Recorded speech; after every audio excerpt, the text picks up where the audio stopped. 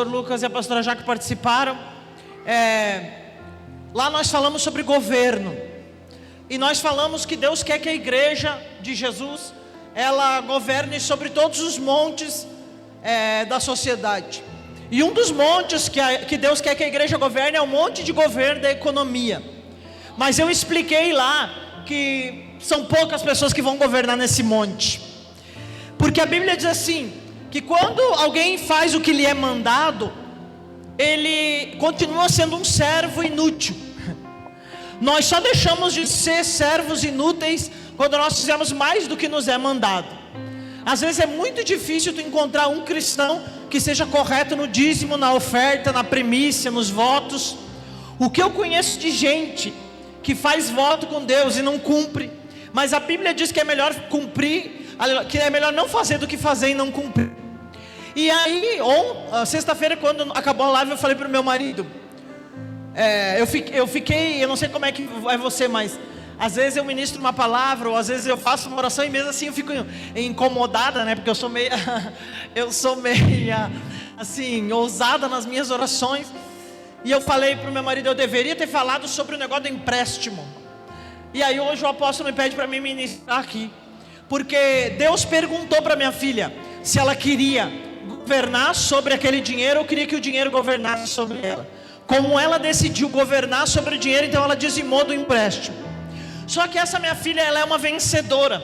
Ela é gerente, né? Ela é administradora. Agora há pouco tempo ela foi cuidar de uma franquia, e em poucos meses a franquia bateu todas as metas, regional, estadual, tudo. Ela bateu várias metas. E eu, sempre que ela me mandava mensagem, batemos outra meta, batemos outra meta, batemos outra meta, eu me lembrava que um dia Deus perguntou para ela se ela queria governar sobre o dinheiro, ou ela queria que o dinheiro governasse sobre ela.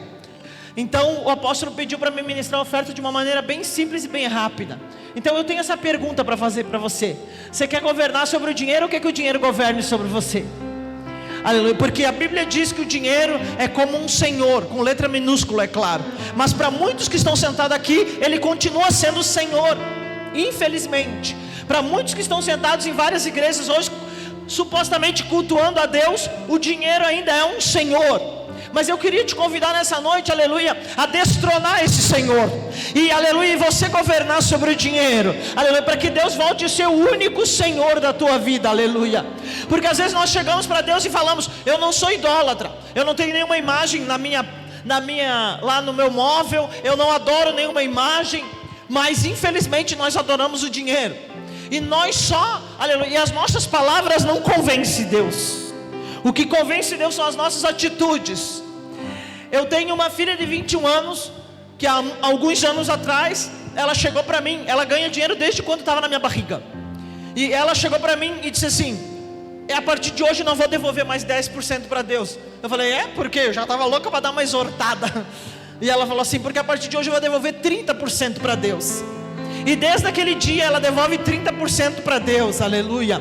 Porque, aleluia, que eu entendo que aquele dia o Espírito de Deus veio sobre ela, aleluia, para ela governar sobre o dinheiro. E verdadeiramente a nossa família tem governado sobre o dinheiro.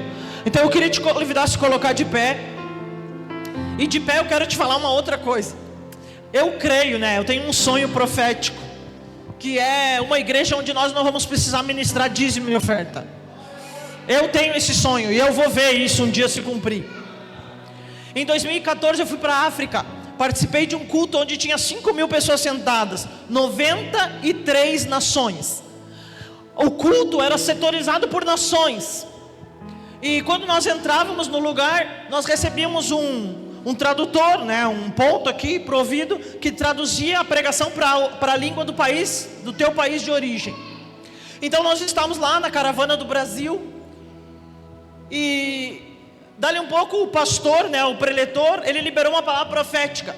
E eu escutei um barulho como que corrida de boi, sabe? Quando o boi, uma boiada está desenfreada assim. Eu olhei, aleluia, a caravana da Nigéria desceu correndo das arquibancadas. E eu falei assim: mas disseram para mim que a Nigéria era bem pobre. E aí o Espírito me fez uma pergunta: pobre de quê? porque a Nigéria desceu correndo, e a Nigéria ofertou tanto naquele altar aquela noite, que eles tiveram que buscar tonéis para recolher o dinheiro. E foi assim durante o culto inteiro. E foi um culto de 9 horas de duração. Não foi um culto de 1h30, não foi um culto de 40 minutos, onde as pessoas ficavam olhando para o relógio.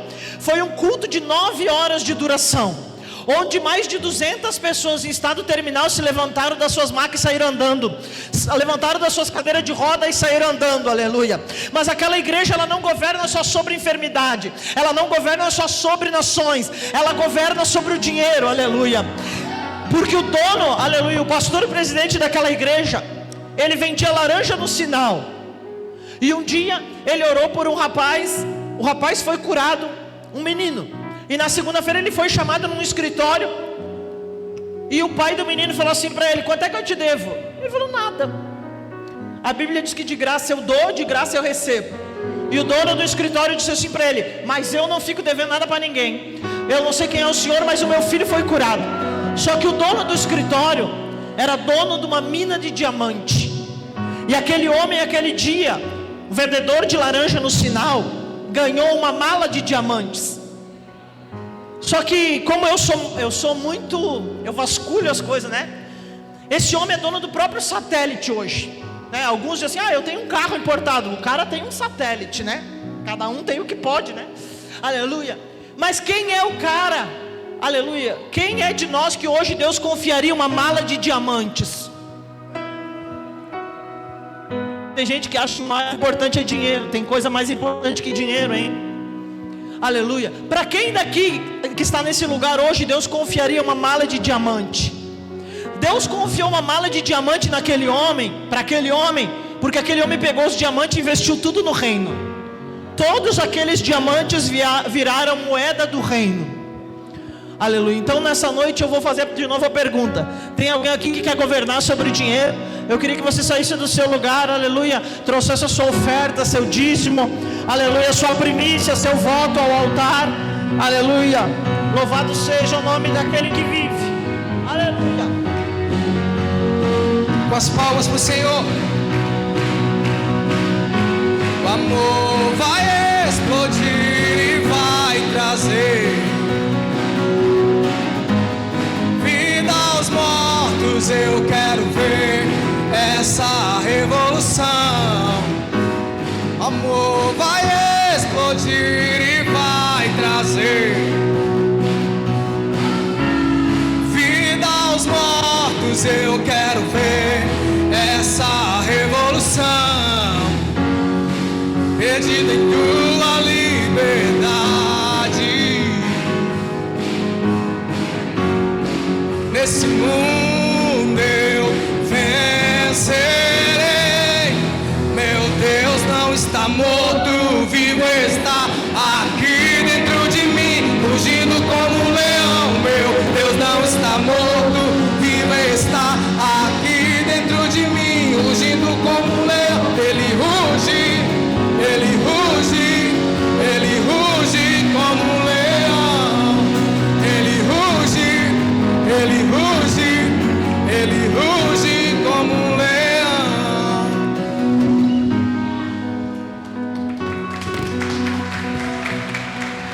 Aleluia. Aleluia. Glória a Deus. Você pode tomar o seu assento, aleluia. Antes de pregar a palavra, eu quero falar que nós trouxemos o livro, aleluia. Eu sei que eu já vim aqui algumas vezes e alguns de vocês já compraram o livro, mas hoje nós trouxemos só 30 livros, amém? O livro que nós lançamos em setembro chama Coluna Vertebral da Igreja, onde nós falamos sobre os 5 ministérios de Efésios 4:11 e o corpo de Cristo, amém? Então se você quiser adquirir, só tem 30, aleluia. Eu também quero lembrar você que uma porcentagem desse livro nós estamos destinando a uma fundação, aleluia. Ela já começou a trabalhar dentro de Brasília e Goiás, e eu quero glorificar a Deus porque algumas pessoas já foram alcançadas por essa fundação, aleluia. Eu quero agradecer aqueles que já compraram, mas hoje só tem 30 livros ali. Se você depois no final quiser adquirir, amém? Aleluia. Se você trouxe sua Bíblia, abra ela comigo em Efésios. Eu continuo me ouvindo, tem como tirar o negócio? Efésios 3, senão eu não consigo pregar. Eu preciso ouvir Deus. Efésios 3, aleluia, a carta que Paulo escreve, aleluia, às pessoas que estavam em Éfeso. Versículo 14: por causa disso, me ponho de joelhos perante o Pai do nosso Senhor Jesus Cristo, do qual toda a família nos céus e na terra toma o nome, para que segundo as riquezas da sua glória, vos conceda que sejais corroborados com poder, pelo seu Espírito no homem interior, para que Cristo habite pela fé no vosso coração, a fim de, estando arraigados e fundados em amor, poderdes perfeitamente compreender com todos os santos, qual seja a largura, o comprimento, a altura e a profundidade, e conhecer o amor de Cristo, que excede todo o entendimento, para que sejais cheios de toda a plenitude de Deus. Ora, aquele que é poderoso para fazer tudo muito mais abundantemente além daquilo que pedimos ou pensamos, segundo o poder que em nós opera, a esse glória na igreja, por Jesus Cristo, em todas as gerações, para todos sempre. Amém. Aleluia. Eu tenho ministrado a alguns líderes nesses dias, e eu tenho perguntado: aonde está fundamentada a tua fé? Aonde está fundamentada a nossa fé? A nossa fé não pode estar fundamentada em absolutamente nada que é humano. A nossa fé não pode estar fundamentada, aleluia, em nenhum líder político. A nossa fé não pode estar fundamentada na economia do país. A nossa fé não pode estar fundamentada num CNPJ. Vou dizer de novo, aleluia. A nossa fé não pode estar fundamentada num CNPJ. Como assim, pastora? Tem gente, aleluia, que a fé está depositada na empresa. Deus deu uma empresa, glória a Deus por isso, mas a tua fé está depositada num CNPJ. A Bíblia Sagrada diz, aleluia, que a minha fé, ela tem que estar fundamentada no autor e consumador da minha fé. Aleluia, vamos de novo, aleluia. A minha fé, a tua fé tem que estar fundamentada. Algumas pessoas, aleluia, e verdadeiramente isso tem me incomodado essa semana. Tem pessoas que acham que a sua fé está fundamentada na sua habilidade. Deus te dá uma habilidade e a tua fé está fundamentada nessa habilidade. A habilidade não é má, aleluia. Só que a habilidade que Deus nos dá, ela é, aleluia, também para servir o reino. Quem me ouve? Seja qual for a tua habilidade, né? Eu estava vindo para cá e eu estava um pouco em silêncio porque, aleluia, essa semana muitas coisas, muitas caixas abertas na minha cabeça, aleluia. Mas eu estava pensando em pessoas, aleluia, que verdadeiramente têm habilidades que são distintas, né? Outro dia meu marido me levou num lugar para olhar um negócio. Eu gosto de negócio. E aí fomos ver um negócio. Chegamos lá, o rapaz que estava nos atendendo, eu falei assim: esse rapaz é diferente, ele faz alguma coisa que não é normal. E alguém podia dizer: mas ele está aí vendendo um negócio para ti, né? Um simples vendedor. Eu falei: esse cara não é vendedor, porque eu vi nele, tinha características de alguém que não é normal, e um profeta reconhece isso. Até que eu fiquei um pouquinho lá e perguntei para ele: vem cá, o que tu faz? Aí ele falou assim: eu vendo. Eu falei: não, fora isso. Ele falou: sou piloto. Por quê? Eu falei: eu sabia que tinha uma coisa nesse cara aí que era diferente. Quem está me ouvindo? Porque tem pessoas que têm habilidade diferente. Nem todos nós podemos ser piloto.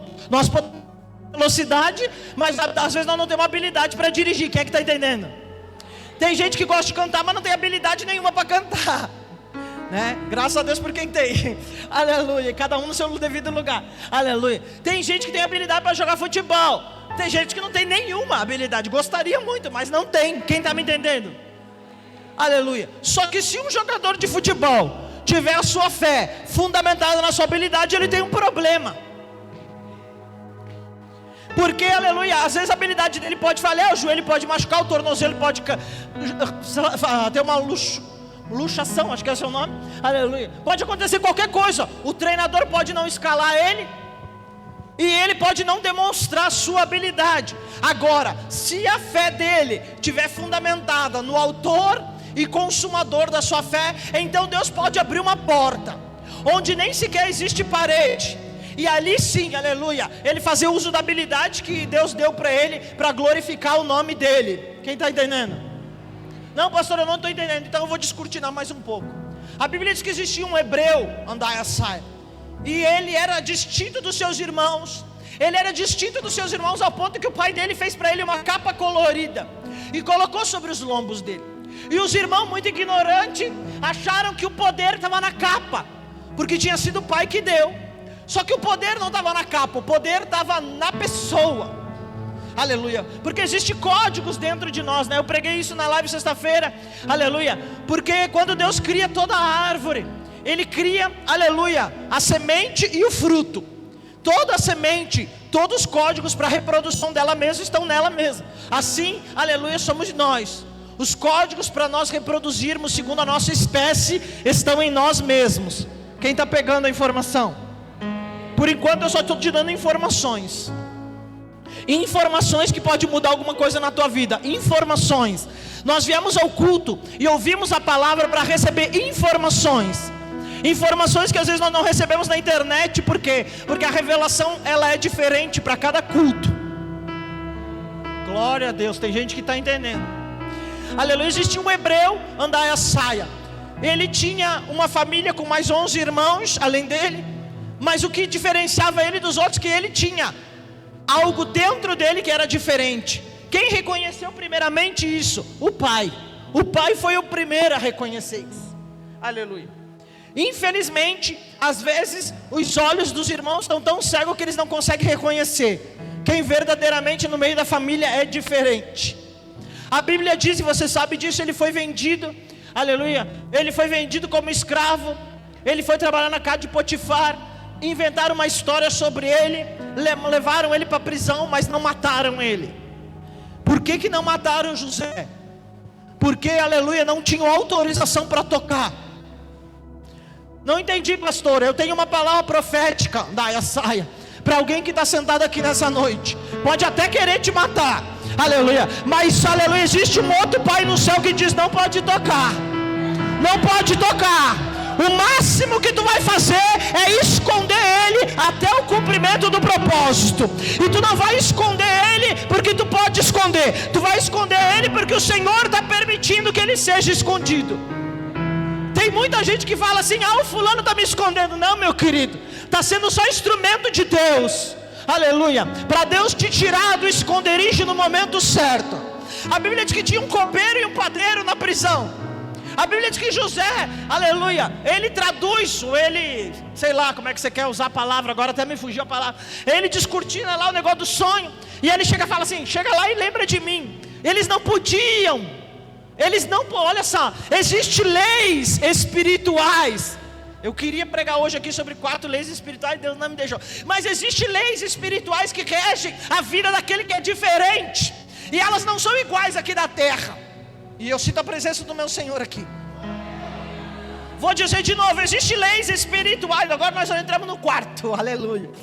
Existem leis espirituais que governam a vida daquele que tem uma promessa, a vida daquele que é diferente. Andaramanda caia saia, remanda caia súbria de candaia saia. E essas leis elas não são normais. Por que o copeiro e o padeiro chegaram lá e não falaram de José para Faraó?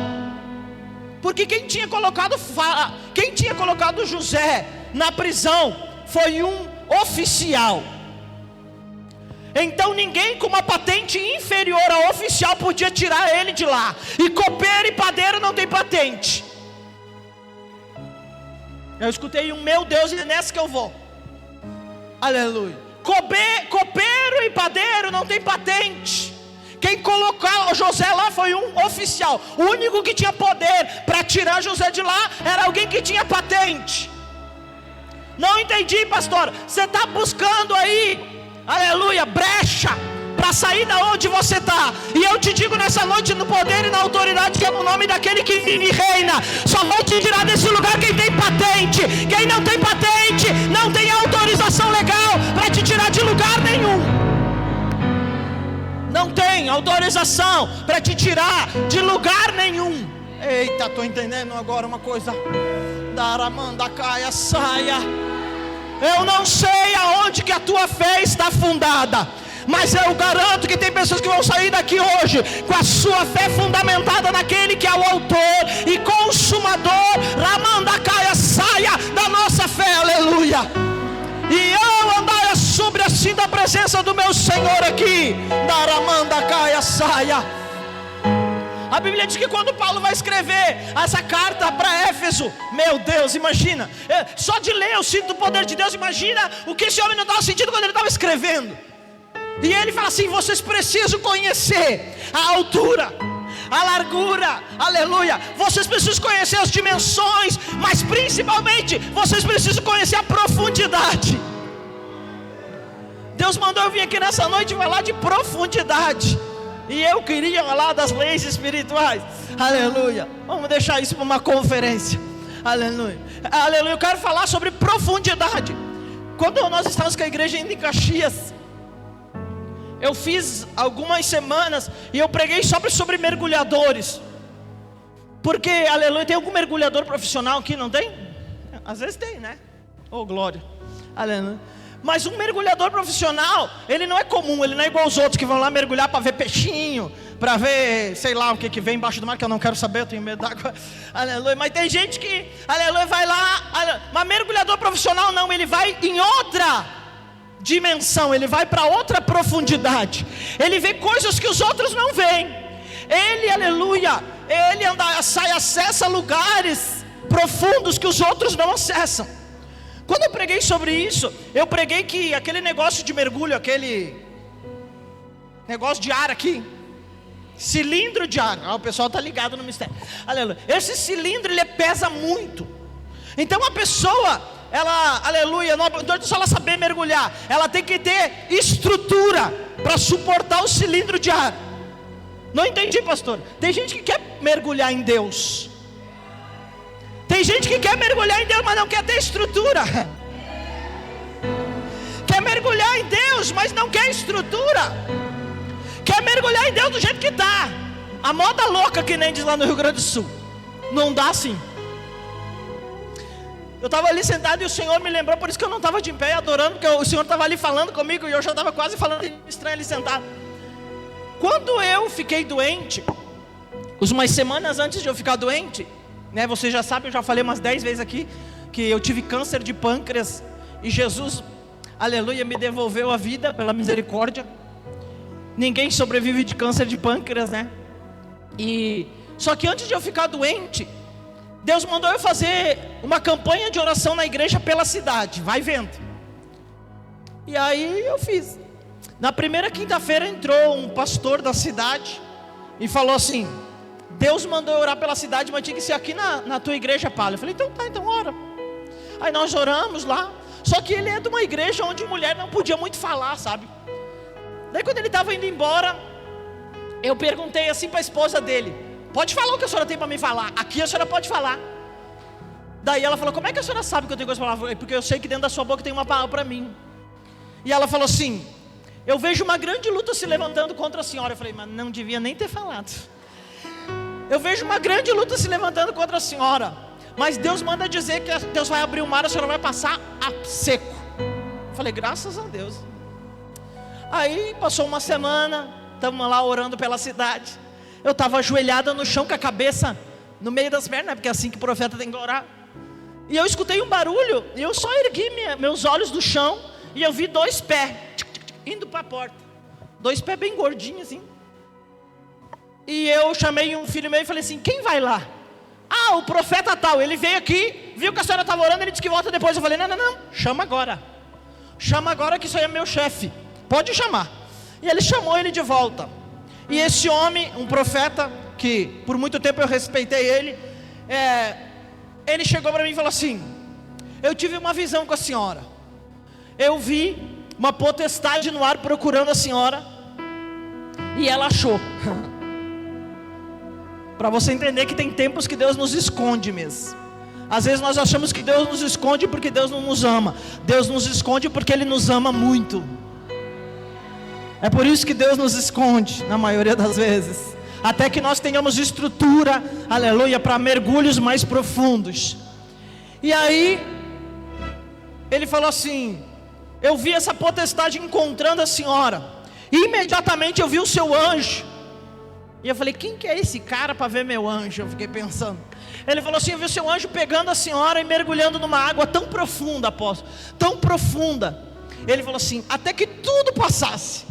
Depois que tudo passar, ele vai fazer a senhora submergir. Mas quando a senhora submergir, esse anjo tem um presente para a senhora, que é uma espada, uma terceira espada, enfim, daí desenrolou um rolo, que não veio ao caso agora. E verdadeiramente durante o câncer, algumas pessoas perguntavam para mim assim: o que tu está pensando, pastor? Eu dizia: nada, não estou pensando nada. Vou pensar o quê? A única coisa que eu dizia era: se eu morrer, Ele é Deus. Se eu sobreviver, Ele é Deus. Se Deus quiser fazer, Ele é Deus. Se Ele não quiser fazer, Ele continua sendo Deus. Mas ninguém aqui tem autorização para adorar outro Deus. É isso daí que eu pensava. Mas às vezes eu fico pensando: onde Deus me levou durante todo aquele tempo do câncer? Porque foram muitos dias de muita dor, e muitos dias de muito sofrimento, e muitos dias de onde muitas pessoas foram embora, né? Porque acharam que eu estava em pecado, porque acharam que eu ia morrer, porque acharam que não tinha mais jeito. Então foram dias de muita dor verdadeiramente. E às vezes eu pergunto: Senhor, onde que eu estava? Daí eu me lembro que eu estava mergulhada nele.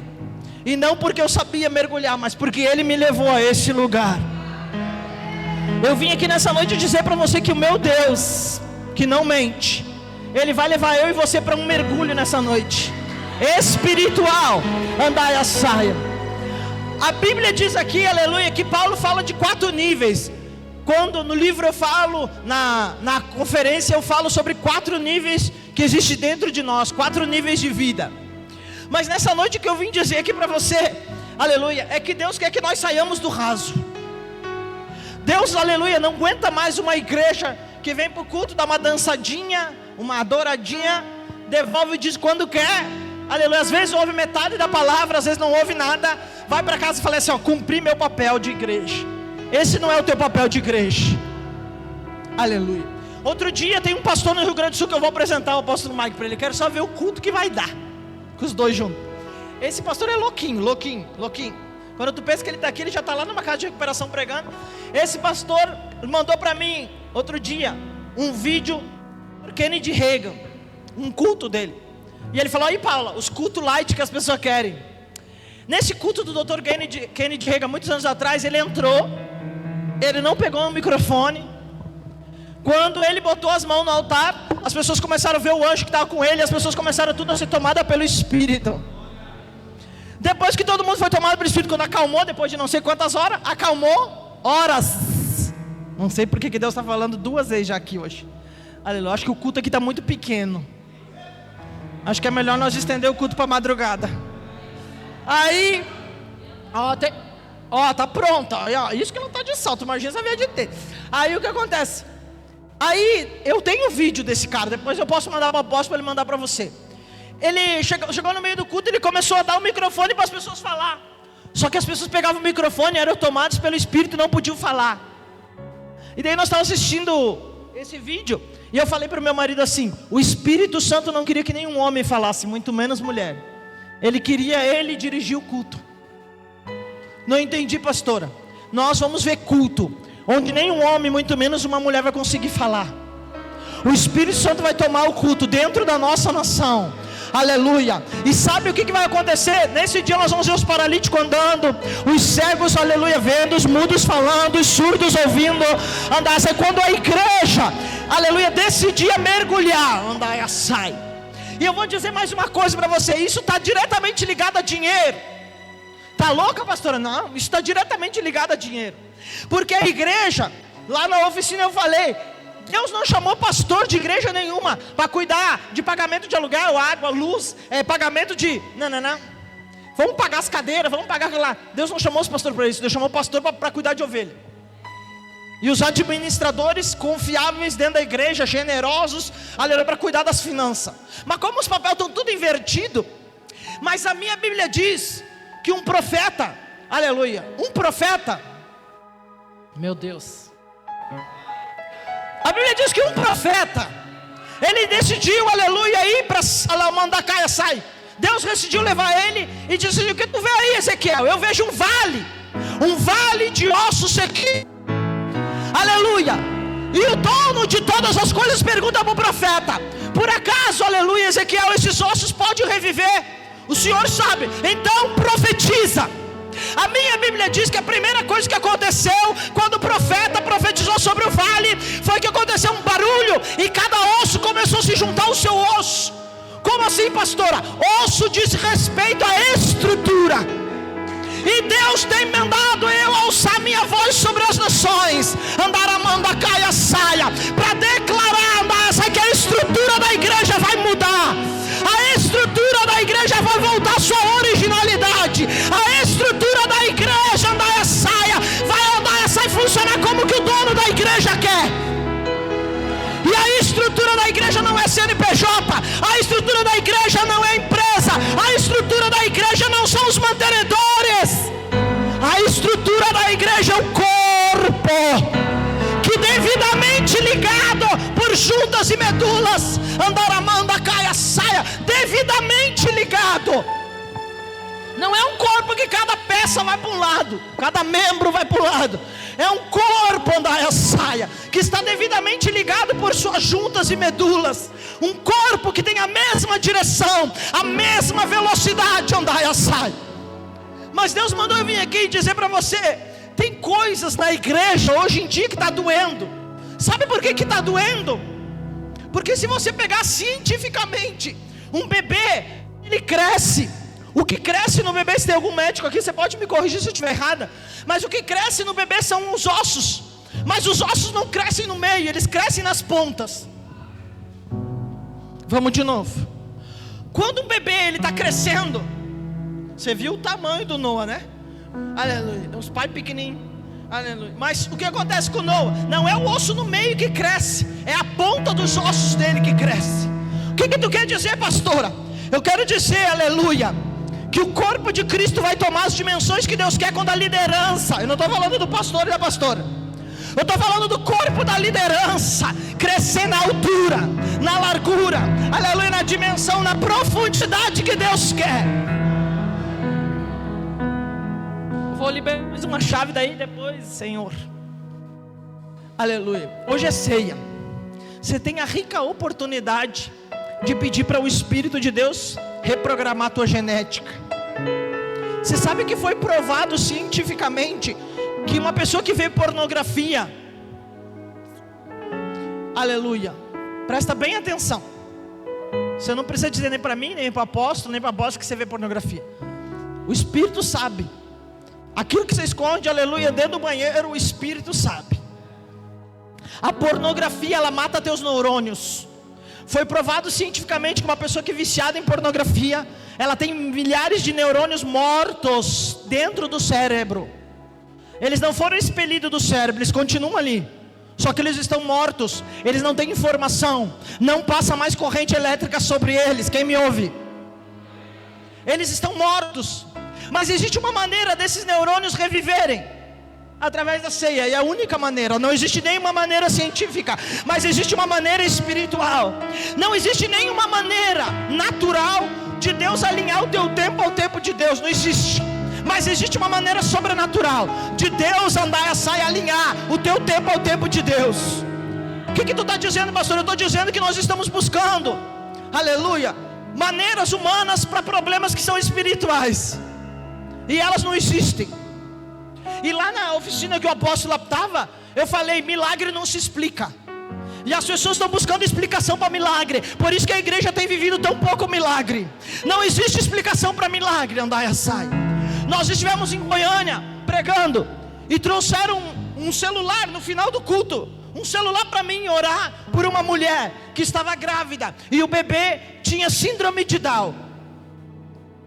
E os médicos queriam tirar o bebê. Eu falei: não tira o bebê, manda a grávida tomar ceia todos os dias da gestação. Eu falei assim, porque Deus é Deus que reprograma a genética, e a síndrome de Down é uma deficiência na genética, no gene 33.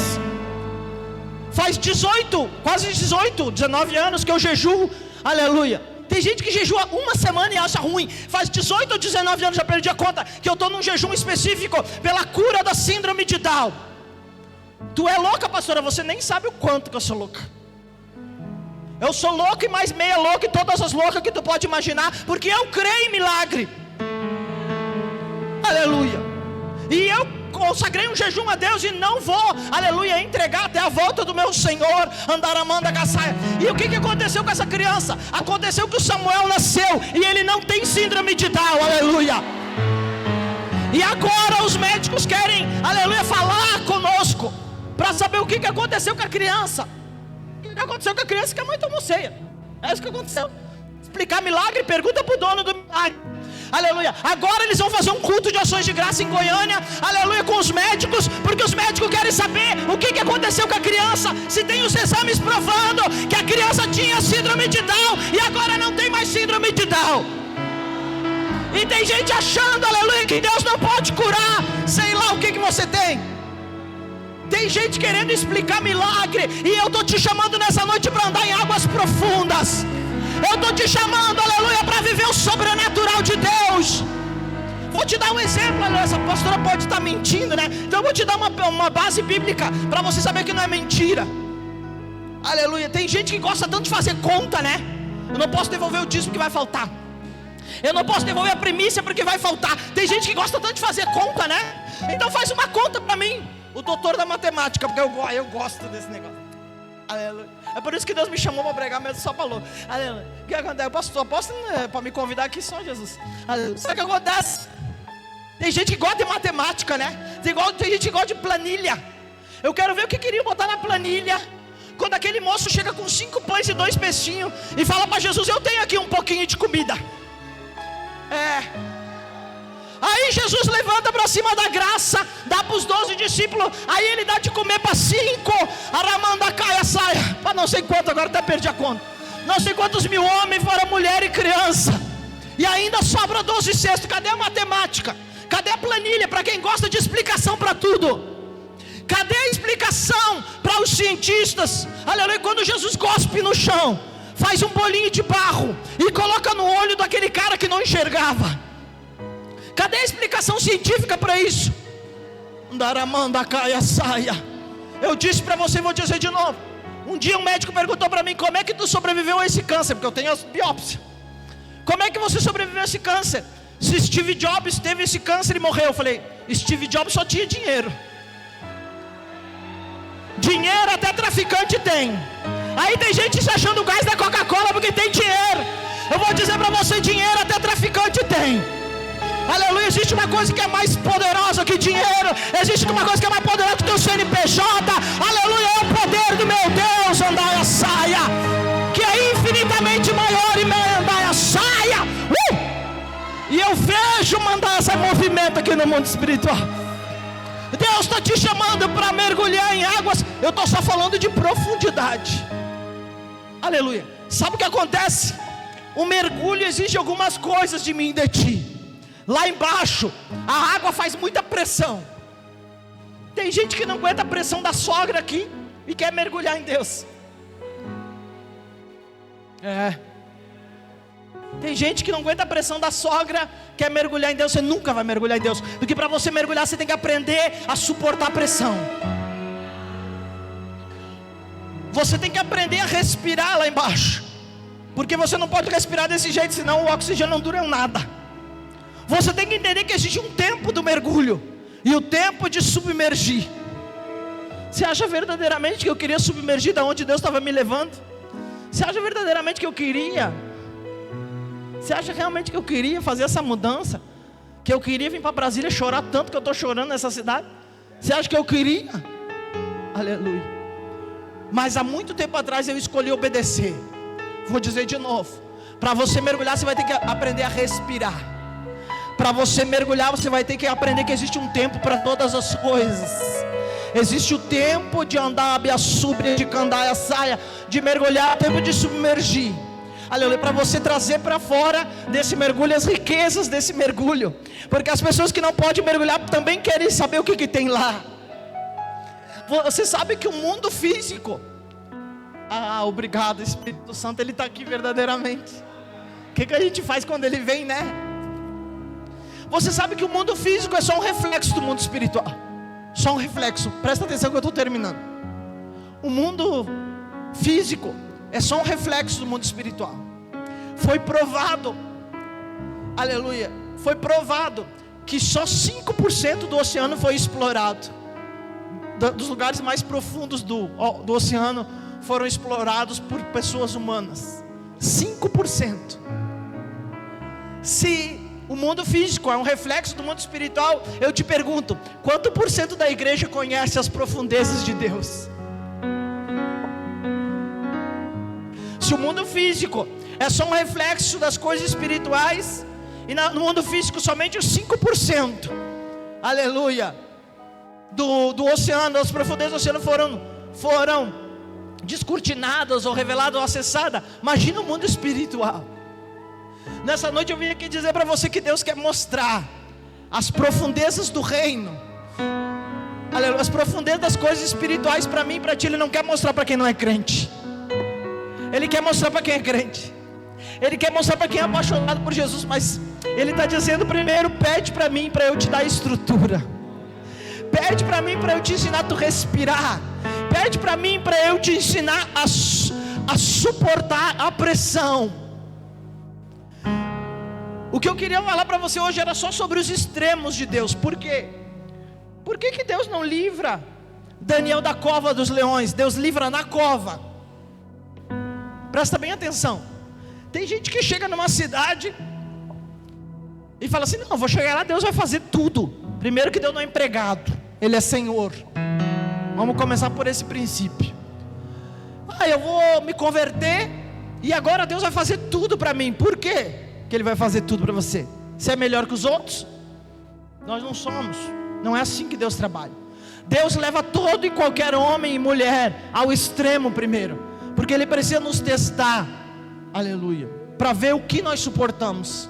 E muito além disso, Ele só vai fazer alguma coisa na minha e na tua vida quando toda a minha capacidade e a tua não existe mais. Como assim, pastora? O que havia em Daniel, no homem Daniel, aleluia, ainda quando ele foi jogado que pudesse ser utilizado na cova dos leões, a única coisa que os leões queriam era carne. Só que Daniel já não vivia mais na carne. Quem me ouve? Agora, quando aqueles homens olham lá para baixo, aleluia, e vê Daniel vivo, sentado, e Nabucodonosor tem que fazer, pensa bem comigo, por que se Daniel era um homem de Deus, Deus não livra Daniel de Nabucodonosor? Porque ele precisava que Nabucodonosor visse o poder dele, e só ia ver através de um homem ou uma mulher que tivesse um espírito excelente. Não estou entendendo, pastora. Por que Deus não livrou José do Egito? Porque Deus queria manifestar no Egito a glória dele. Vamos de novo. Por que Deus não livra o povo de Israel, aleluia, quando Moisés chega lá e mostra o primeiro sinal? Por quê? Porque Deus disse para Moisés que era necessário que o Egito inteiro conhecesse a glória do Deus de Israel. Algumas pessoas podem dizer: por que Deus não nos livra, aleluia, desse governante aí? Por que não? Porque Deus vai nos levar ao extremo para ver quem é dele e quem não é, e para que esse governante saiba que existe um Deus em Israel. Olha, que ele não mudou, ele continua o mesmo. Por que Deus não livra Sadraque, Mesaque e Abednego da fornalha de fogo?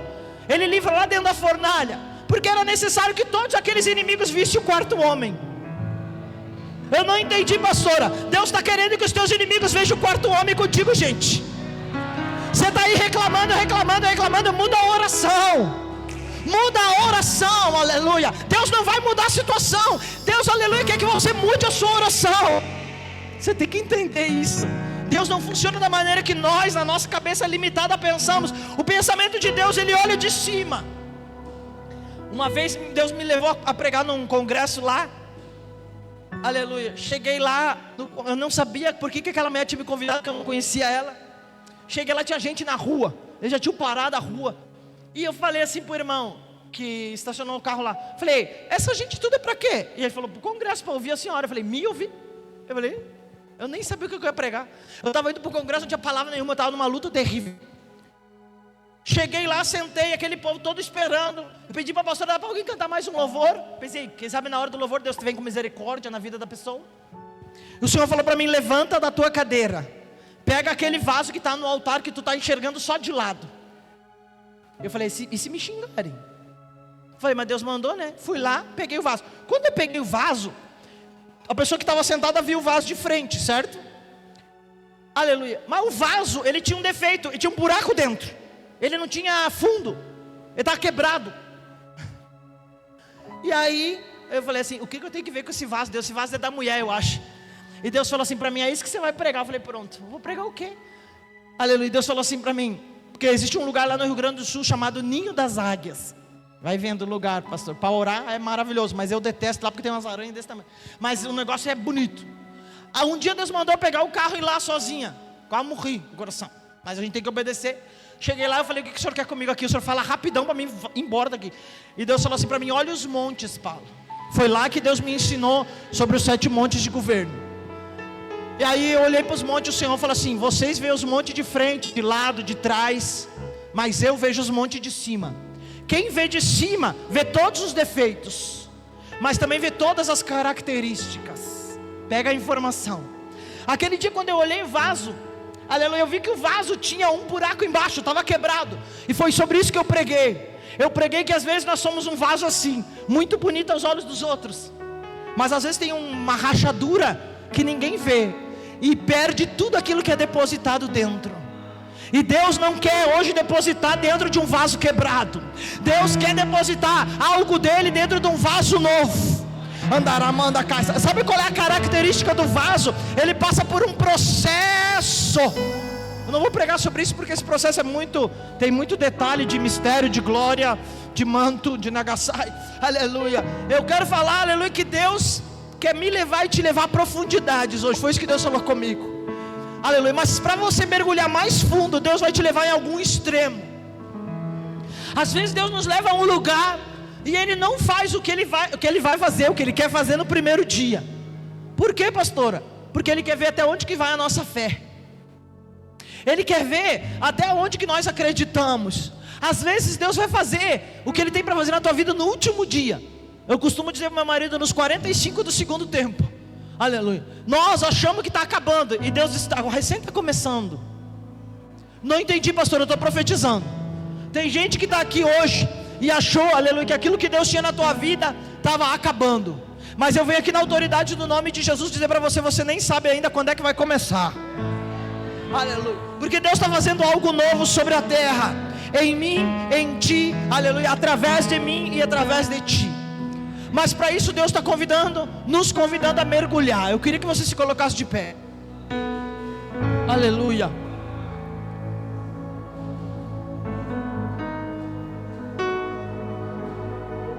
Deus está te convidando a mergulhar em águas profundas. Eu quero dizer para você, aleluia, com todo respeito, preguei toda segunda-feira durante 16 anos, que o nosso culto era na segunda-feira, culto profético. Enchia de gente, graças a Deus. Às vezes era 1 da manhã, tu tinha que desligar a luz da igreja para ir embora na segunda-feira. E eu pensava, a gente não tem que trabalhar. Aleluia. E um dia, o púlpito lá da igreja que nós tínhamos no Rio Grande do Sul era bem compridão assim. E às vezes a gente dava umas corridas lá, porque ficava meia louca do espírito. E um dia eu estava no altar e já pensando em descer as escadas para orar pelo povo, e o Senhor falou assim para mim. Eu vi um anjo parado na minha frente, e ele tinha na mão uma chave. Presta bem atenção. E eu falei, Senhor, o que é isso? E agora eu pensei, passo pelo anjo, pego só a chave e vou correndo embora. Não adianta nada ter uma chave se tu não sabe o que abre. Tem um monte de gente dizendo assim, eu vou pegar essa chave, para abrir o quê? Vai abrir o quê? Não adianta você ter a chave e não saber o que abre. A Bíblia diz que Deus disse para Pedro, eu te dou as chaves do reino dos céus. As chaves. Presta atenção. O reino do céu tem muito mais chave do que tu pode imaginar. Mas aquele dia o Senhor falou para mim, essa é a chave da sala das armas do meu palácio. E eu tive que parar um pouco para registrar a informação. Então eu vou repetir. Deus falou para mim que o que o anjo estava me entregando era a chave da sala das armas do palácio do homem. Não entendi, pastor. O mundo espiritual é extremamente organizado. Ele tem lá a sala dos órgãos, onde ele entrega órgão novo para quem pede. Quem está me ouvindo? Não tem problema se você não acredita. Eu acredito por mim e por você porque eu vi. Ele tem sala das armas, porque ele entrega armas novas para quem quer lutar no mundo espiritual pelo reino. Tem gente que quando nasceu em Jesus, nasceu a nova criatura, a arma que ele tinha era adoração em voz, aleluia. Mas aí quando Deus resolve abrir a sala das armas, Ele dá para essa pessoa uma outra arma, a dança profética. Às vezes a pessoa nasceu em Jesus e ela tem, aleluia, a arma, a habilidade de pregar a palavra de Deus. Mas quando o anjo abre essa sala das armas, Deus entrega para ele uma outra arma, aleluia. A profecia talvez, aleluia. A intercessão, não sei. A intercessão é uma arma muito poderosa. Ele não entrega para qualquer um. Tem gente que acha que a profecia é poderosa. Você não conhece a intercessão. A intercessão é mais poderosa que olha, a intercessão é um negócio violento. Eu não posso dizer que é mais importante que a profecia, porque a Bíblia diz que Jesus é o espírito da profecia. Mas se você soubesse o quão importante a intercessão é. Então existe no reino do espírito a sala das armas do palácio dele. Mas não é qualquer um que tem a chave para abrir. Quem é que entendeu? É desse tipo de mergulho que eu estou falando.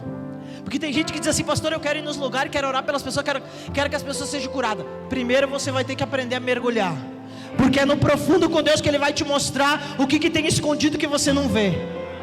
Há meses nós estamos falando, aleluia, que aquilo que está no invisível é mais poderoso do que aquilo que está no visível. Tem gente que vem numa igreja e acha que é uma igreja poderosa quando ela está cheia, é uma igreja poderosa quando ela é rica, quando ela tem o melhor som, o melhor microfone, quando tem aqueles negócios lá com a câmera que filma. E eu digo para você que a igreja poderosa em Deus é aquela que conhece o sobrenatural, aquela que aprendeu a mergulhar. Andaramanda caia saia. Eu queria orar por dois tipos de pessoa. Primeiro, aquelas pessoas que precisam que a sua genética seja reprogramada, não só por causa da pornografia, por causa de todos os pecados que alterou a tua genética. E eu quero orar. O segundo tipo de pessoa que eu quero orar é as pessoas que querem mergulhar em Deus, que querem conhecer lugares mais profundos. Por essas pessoas eu vou orar, mas eu vou orar para que Deus te dê estrutura para você fazer esses mergulhos. Presta bem atenção. Eu e você lemos em Efésios 3, 18 e 19 que existem 4 níveis. Eu só falei da profundidade. Quem está me entendendo? Nós ainda precisamos conhecer a altura, a largura. Quem está me entendendo? Das coisas espirituais. Eu vim aqui nessa noite e te trouxe informações. Existe a sala dos órgãos, a sala das armas, a sala da profecia, aleluia. A sala, aleluia, o lugar secreto onde está a árvore da vida, onde a folha da árvore é a cura das nações. Mas nós não podemos falar isso aqui, senão nós vamos varar a noite. Presta atenção. Mas Deus quer nos levar, a igreja, o governo dele, para esse lugar de profundidade.